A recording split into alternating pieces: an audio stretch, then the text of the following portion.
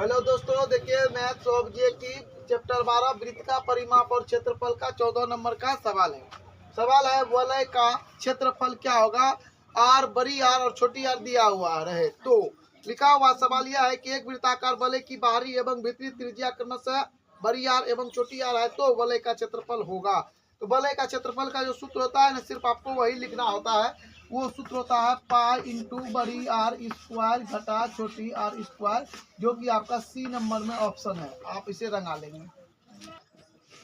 देखिए, दो वृत्तों के क्षेत्रफलों का अनुपात, दो क्षेत्रफलों का अनुपात 9:4 है तो उसकी परिधि का अनुपात क्या होगा। सबसे पहले आपको त्रिज्या का अनुपात निकालना होगा। त्रिज्या का अनुपात, त्रिज्या का अनुपात जो होता है ना दोस्तों, वो √ओवर क्षेत्रफल का अनुपात होता है। क्या होता है?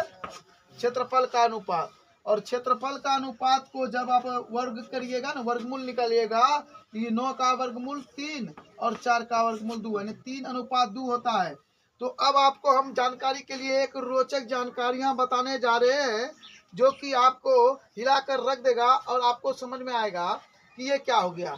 यह बात आपको बताते हैं, हम बता रहे हैं कि अनुपात, क्षेत्रफल का अनुपात का वर्गमूल जो होता है वो वृत्त के त्रिज्या का अनुपात होता है, और वही वृत्त के त्रिज्या का अनुपात ही वृत्त के परिधि का अनुपात भी होता है। तो कहने का मतलब इसको निकालने की अब जरूरत नहीं है, आपका यही आंसर हो जाता है और ऑप्शन नंबर आपका ए होता है। तो सवाल है कि 1000 चक्कर लगाने में एक पहिए 88 किलोमीटर तय करता है तो पहिए का व्यास ज्ञात करिए। तो पहिए का व्यास ज्ञात करने से पहले आपको पहिए का परिधि निकालना होगा। तो परिधि बराबर क्या होता है? परिधि यहाँ लिख लो, यहाँ पहिए का भी लिख दिए, ठीक है। पहिए का परिधि, तो पहिए का परिधि तो वही ना होगा जो कि एक चक्कर में दूरी तय किया जाता है। तो एक चक्कर में, तो अब हम लोग 88 किलोमीटर भागा 1000 से करेंगे, क्योंकि 1000 चक्कर, तो एक चक्कर बराबर क्या होगा? 1000 चक्कर बराबर 88 किलोमीटर, तो एक चक्कर बराबर 88/1000। आप इतना लिख सकते हैं, ठीक है। नंबर आपका है 16। तो लेकिन अब आपको इसमें मीटर में बदलना होगा। तो 88 किलोमीटर है, 1000 किलोमीटर बराबर 1000 मीटर बराबर 1 किलोमीटर। तो आप इसको मीटर में बदल लीजिए अब, क्योंकि आंसर आपका मीटर में है। किसमें है? मीटर में है। तो देखिए, और कट रहा है ना बराबर ही से, खत्म हो गया। आपका आसानी से कटाने के लिए अब यहाँ 8 इसका सूत्र क्या होता है? 2π/8। लेकिन आप लोगों की जानकारी के लिए मैं बता दूं और दिखा भी दूं, तब उसके बाद लिखता हूं। क्या है? 2π/8। अच्छा, पाई को बाहर कर लीजिए। क्या है? 2r मतलब व्यास d है ना। तो आप अब यहाँ पर यह भी लिख सकते हैं। क्या लिख सकते हैं? कि 22 पाई गुना व्यास। नहीं रे, नहीं लिख सकते हैं कि व्यास तो 2r हुआ ना, 2πr लिखते थे ना, पाई डी भी इसका सूत्र होता है। लिख सकते हैं ना, तो हिंदी में लिख दिए ताकि आपको समझ में आए। तो अब आपका पाई व्यास बराबर हो जाएगा 88। अभी पाई जो है ना उस पार जाएगा, या नहीं तो आप यहीं पर इसका 22 लिख लीजिए और गुना व्यास कर लीजिए, ठीक है। और आपको यहाँ पर 88 लिख लेना है, कोई चिंता करने की बात नहीं है। अब देखिए, ये गुना में ऊपर जाएगा तो भाग करेगा, लेकिन यह जो भाग करेगा ना, तो आपको फिर भिन्न का भाग में जाना पड़ेगा, फिर पलटना पड़ेगा, लेकिन हम एक एक करके टपाते हैं। तो व्यास बराबर, तो देखिए 88 गुना, अब देखिए 7 भागामन है, यहाँ गुना करेगा, और 22 जो है भाग करेगा। तो हम सीधे कह सकते हैं तौर पर कि इसको उस पार ले गए तो पलट जाएगा, और जब इससे आप इसको कटाइएगा तो क्या बार में कटेगा? 4 बारी में, और 7 चौके 28। तो व्यास बराबर आपका होता है 28 सेमी। आप इसे नंबर में भर सकते हैं, और ऑप्शन नंबर आपका हो गया सी। और सी बनाएंगे आप, ठीक है। तो मिस्टेक हो गया, यहाँ मीटर होगा, ठीक है। चलो,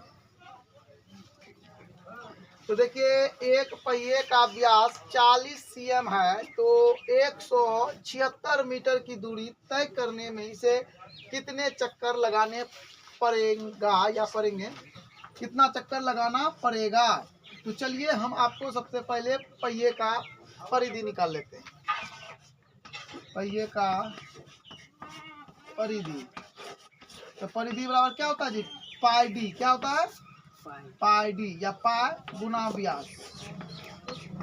अभी आपने पढ़ा, तो पाई का मान होता है 22/7, लिख लिए। व्यास का मान आपका दिया हुआ है 40 cm, तो 4 दूना 8, 4 दूना 8, 0 इस पर रख दीजिए, बटे 7। तो इतना आपका सीएम जो है निकल गया पहिए का परिधि। चक्कर बराबर होगा, चक्कर बराबर हो जाएगा आपका दूरी, जितना दूरी है 176 मीटर, बटे आपका जो निकला है पहिए का परिधि 880/7 cm, इस cm में है, ठीक है। तो अब इसको जब आप कटाइएगा तो कटेगा नहीं, तो आपको इसको क्या करना है, cm में बदलना होगा। इसीलिए हम आपको मीटर लिख करके दिखाए। तो cm में जब आप इसको बदलिएगा, 100 cm बराबर होता है 1 मीटर। E0 और E0 कट गया। अब इससे इसको कटाइए, कटेगा ही। क्या बार में कटेगा, रुकिए थोड़ा सा गड़बड़ा दिए, थोड़ा आगे बढ़ाकर कटाएं तो बढ़िया होगा। 176 मीटर बटे 880 cm बटे 7। अब आप इसको पलट दीजिएगा, तो 176 को आपको cm में बदल लेना है, 107 से गुना हो जाएगा, बटे आपका हो जाएगा इतना। अब आप आसानी से कटाइए इसको। इससे जब कटाइएगा तो 2 बार में कटेगा, 8 9 16, 8 9 16 117, गुना करिए, 7 दूना 14 गुना 10, 140 चक्कर लगेगा। ऑप्शन नंबर आपका हो जाएगा इसका ऑप्शन नंबर ए। चलिए ए को मान लेते हैं। तो देखिए कहता किसी वृत्ताकार क्षेत्र का परिधि 4 पा है, तो इसकी त्रिज्या क्या, मतलब त्रिज्या क्या होगा। तो आपको कुछ नहीं करना है, सीधा लिखना परिधि बराबर 4 पाई। सूत्र क्या होता है इसका परिधि का, 2 पाई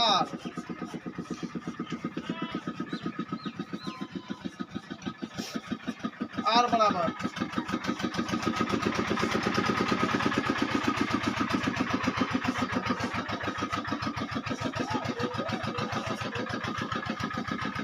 ऑप्शन नंबर आपका हो जाएगा इसका बी नंबर।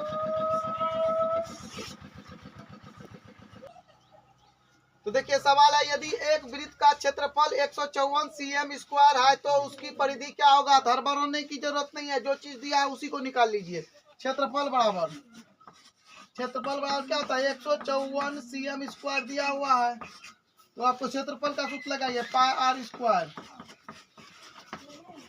154 तो पाई आर स्क्वायर बराबर, तो पाई को उस पार ले जाइएगा, यहीं पर लिखिए, आप लिख सकते हैं आर बराबर गुना 7, कटाइए कटेगा ही 7 बारी में, 7 दूना 14, 7 14 15। आर बराबर आपका निकल गया कितना, √7 गुना 7। तो करने का मतलब क्या हो गया, आर बराबर हो जाएगा 60। परिधि 2 पाई आर 2 गुना 22/7 गुना 7, 7 है, 7 7 खत्म, 44 cm। 44 cm इसका ऑप्शन नंबर हो जाएगा आपको सी। हेलो दोस्तों, अगर आपको हमारा वीडियो अच्छा लगता है तो लाइक कमेंट शेयर जरूर करें। धन्यवाद।